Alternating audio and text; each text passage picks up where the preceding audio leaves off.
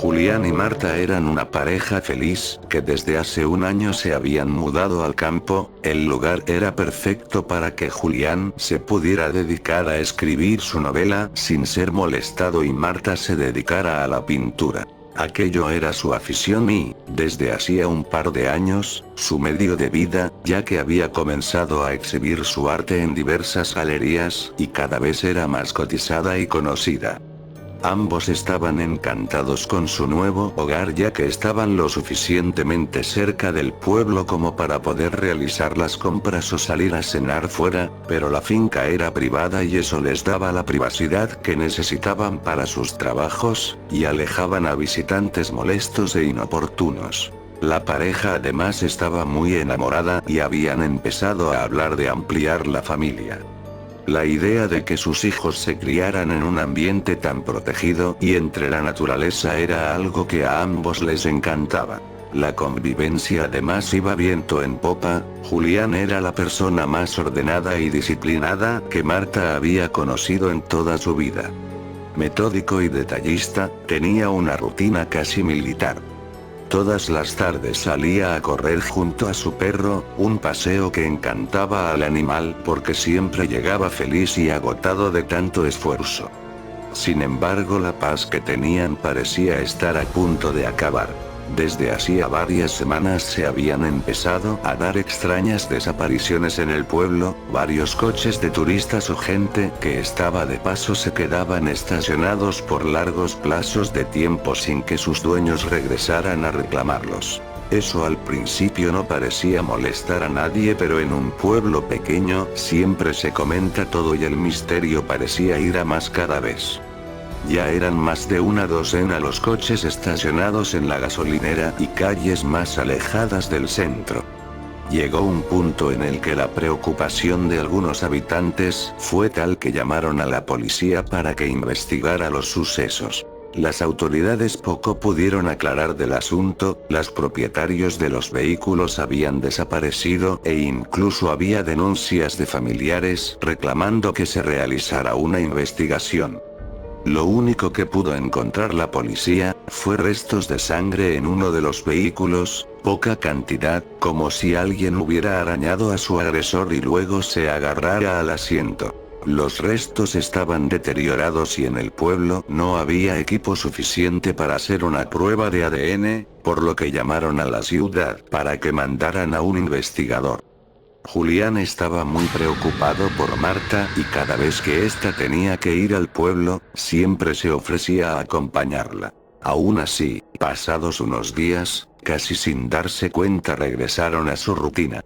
Hasta que una tarde, Julián había salido a su habitual paseo con el perro hacía casi 4 horas y Marta estaba muerta de miedo. Él siempre se negaba a llevarse su teléfono cuando salía a trotar, por lo que no tenía forma de localizarle. Llamó a un par de conocidos en el pueblo pero nadie parecía haberle visto. Estaba a punto de buscar una linterna para adentrarse en el bosque en su búsqueda cuando apareció cojeando por la puerta con el perro con la boca manchada de sangre. Estaba totalmente arañado y cojeaba de su pie derecho, pero lo más inquietante era un corte que Julián tenía en uno de sus brazos, un corte tan profundo y limpio que parecía hecho con algún tipo de cuchillo. Marta le abrazó y le besaba muerta de susto. «Mi amor, ¿qué te ha pasado? ¿Cómo te has hecho esto?» Estaba paseando con Cronos, el nombre del perro, cuando ha aparecido un jabalí. El animal debía estar herido o algo porque me ha atacado.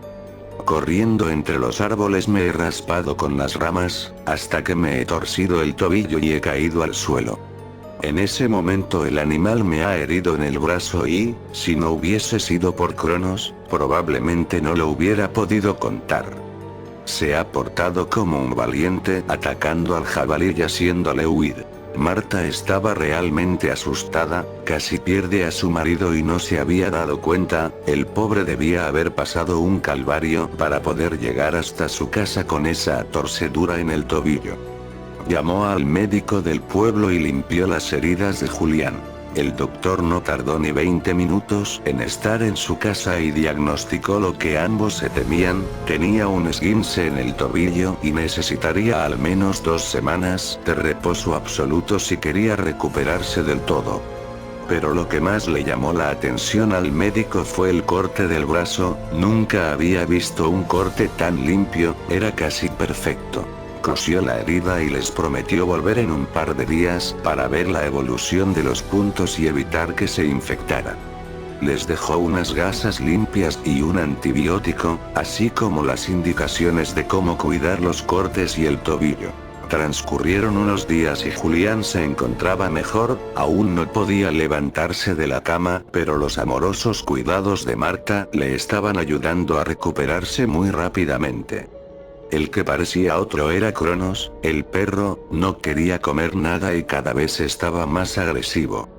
La verdad es que Marta nunca se encargaba del perro, era Julián quien siempre le daba de comer y le sacaba a pasear. Cronos era un imponente ejemplar de Doberman, una raza de perro que requiere mucho ejercicio, y Marta lo sabía. Así que, aprovechando que Julián se durmió una siesta, decidió salir a pasear con el animal, un paseo no muy largo ya que le daba miedo adentrarse en el bosque sabiendo que el jabalí podía seguir por allí. Le puso la correa y casi sin darse cuenta el animal comenzó a guiar el camino. Marta podía a duras penas seguir el ritmo del perro que tiraba con fuerza de la cuerda que le sujetaba. La estaba adentrando en el bosque más de lo que ella quería, pero era incapaz de sujetar al animal y esperaba que éste se cansase de remolcarla. Hasta que finalmente el animal se soltó y salió corriendo. Marta corría detrás de él, pero Cronos era mucho más rápido. Por suerte para ella, unos 50 metros más adelante había una pequeña cabaña, casi escondida entre las rocas, en la que se adentró el perro. Probablemente era la cabaña de un cazador y el animal la había llevado allí guiado por el olor de algún animal muerto. Al acercarse, un fuerte olor a podredumbre le golpeó en la nariz. Era el mismo olor que tiene la carne al descomponerse. Era tan insoportable que ni tapándose la nariz podía disimularlo. Empezó a gritar desde fuera de la cabaña para que saliera el perro, pero este no obedecía, por lo que al final tuvo que ser ella quien entrara.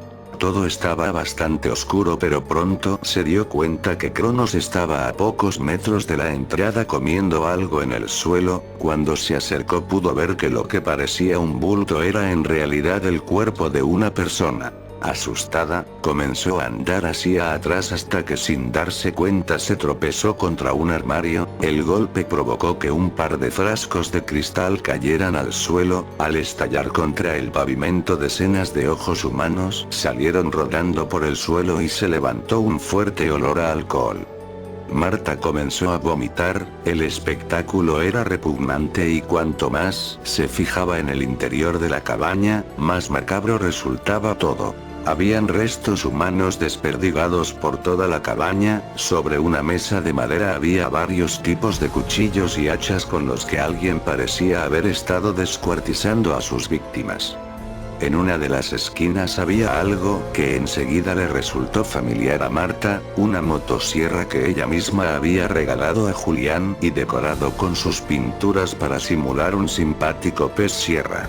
Todo empezaba a cuadrar en su cabeza: los metódicos paseos de su marido cada tarde, la forma en la que el perro la había guiado directamente hasta el lugar, cómo el animal se había negado a comer durante días y cada vez estaba más agresivo, las desapariciones que habían comenzado poco tiempo después de su llegada al pueblo. Marta lo sabía, no necesitaba que nadie se lo confirmara. Su marido era un asesino y utilizaba esa cabaña para descuartizar y esconder los cadáveres de sus víctimas. Cada insignificante detalle que antes había pasado por alto, parecía llevarla siempre a la misma conclusión. Asustada, salió corriendo en dirección al pueblo. No era complicado para ella guiarse por la zona porque había un par de montañas que la servían de guía y la orientaban en la dirección correcta. Una hora y media después regresó a la cabaña con una docena de hombres del pueblo, entre los que estaban un par de policías. Al llegar allí, más de uno de esos hombretones de campo empezaron a temblar como niñitas. Al iluminar el interior de la cabaña con sus linternas, el espectáculo que vieron les heló la sangre. Todo era mucho peor de lo que había descrito Marta. Había restos humanos de al menos 20 personas, algunos habían sido preservados en alcohol y otros colgaban de ganchos con el cuerpo parcialmente devorado por el perro.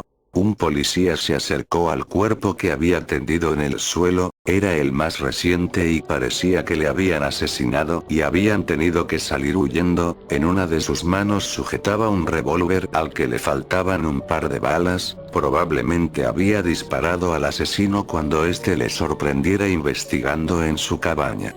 El hombre era el investigador enviado desde la ciudad, y parecía que la causa de su muerte había sido que Cronos le había desgarrado la garganta. A los pocos minutos un dispositivo policial se presentó en la casa de Marta y Julián, pero Julián había desaparecido del lugar dejando todas sus pertenencias. Probablemente el perro, al regresar a casa con la boca ensangrentada, le advirtió que su guarida había sido descubierta, o tal vez es porque en un pueblo pequeño siempre se comenta todo.